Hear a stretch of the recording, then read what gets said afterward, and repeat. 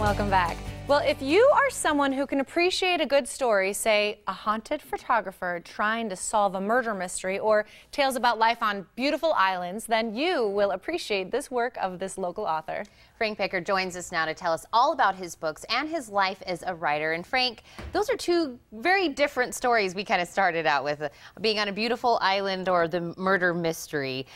We said earlier you have something for everyone. What would you say is kind of like the genre of your books? Well, I've been all over the map, very eclectic. I wrote a ghost story, as you mentioned, some time ago, and then I wrote a couple of memoirs about growing up in a military family in the 50s.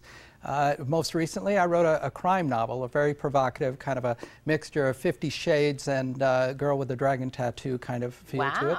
And then I also wrote a love story called The Weight of Gravity about a man going back and searching his hometown for the inspiration for his work, his art. And so my books are in several different genres. Yeah. I like the crime novel. My sequel to the latest one, Luna, is going to be along the same vein. Well, I love it. You're obviously very passionate about what you do. Yeah. I think it's cool that you write all these different things, even textbooks. Is that right? That's right. I have a textbook, too. Well, that's so incredible. So how long have you been writing fiction? Well, I've been writing fiction since I was a graduate student at Purdue University, short stories and some poetry, but I've been writing fiction many years, but I didn't start publishing until most recently, about 2013 is when I first started to come out with some of my books. I had a film script idea for Universal Studios many years ago based on a short story I'd written. So I've been writing fiction for a lot of years, but only most recently started to open it up and provide it for a market. Well, because you're kind of all over the map on genres and different types, where do you then get your inspiration because they're so different? Well, I oftentimes hear a conversation or I see a dynamic in a relationship, and that inspires me to want to know more about the story, to broaden it out. I see stories in a lot of things just day to day, so it's easy for me to watch two people interact with each other or hear about an event or read a letter and be inspired to want to expound upon that and make it a much larger story. Yeah. Well, we see that you've brought a couple of your books here today with you. Where can our viewers go get your books? Well, they can go to Amazon is the best place to go. Just put in my name or a title of one of the books and they'll all pop up. A lot of people don't realize that e-reading or e-publishing is much larger today than it's ever been. More people buy my e-books than will buy the paperbacks.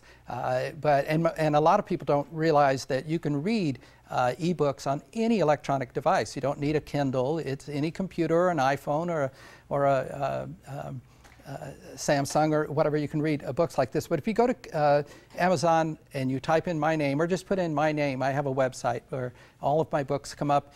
A lot of people don't realize, too, that you can read the first 3-4 chapters of any book on Amazon for free and decide then if you want to go ahead and purchase and read the rest of it. Get hooked. Yeah, that's the idea. The story. Exactly. Right. So then you're like, I have to know how it ends. Exactly. And of course, today we're talking about these wonderful books that you've written and that portion of it. But really, what is your background? How did you end up, becoming a writer?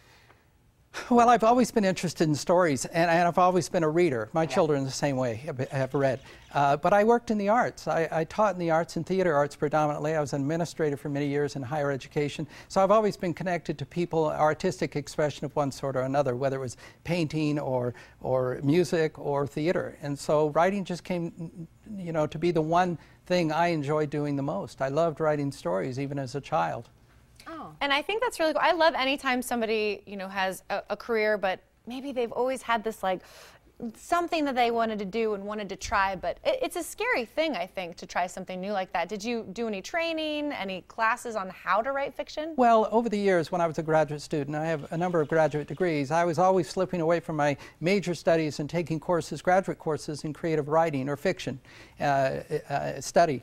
So I have studied it for a lot of different years, but it is scary. And part of my luxury now, literally happening this week, is that I've set myself up in life to be comfortable enough that I can devote myself to writing full time. I've wanted to do that. My family has encouraged me to do that. And now I'm making the jump and just will be working on my writing from now on. Because we just congratulated you because this week was a big momentous portion of your life. That's right. You decided to retire. So people may be saying, why does he look so familiar? I know him. You worked here in higher education here. I did. I was at Pima Community College for 15 years, and I was in New Mexico for a while. I was at the University of Arizona for a while many years ago, but I just retired this week from Pima. In fact, coming through your studio, I ran into former students like Stephanie and Alex, and there was a lot of hugs and handshakes and stuff, and I'm so proud of those guys because they've gone on and done good things, but I've worked with both of them in several capacities as students. Well, I know that they're sad to see you go, but we are happy to know that there's going to be more books. Any plans for an upcoming book at all? Well, yeah, I'll be working on one. I'm going out to the East Coast in about 3 weeks, and there's a place there which I love to write, a place where I stay, and a place called the White Room, and I feel so creative there. But I spend about 8-9 hours a day working on a new novel. Wow. I have a book that'll be coming out hopefully in July called Songs for the Soul. It's a sequel to the Luna, the murder mystery latest novel that I published last July. So I'm working on that one now. Oh, perfect. Well, Frank, I know we're all going to keep our eyes out for that new one, and we're going to check out your website for all the other books. So thank you so much for joining us. My pleasure. Morning. Thanks for having me. And to learn more about Frank Pickard and his books, you can log on to frankpickard.com.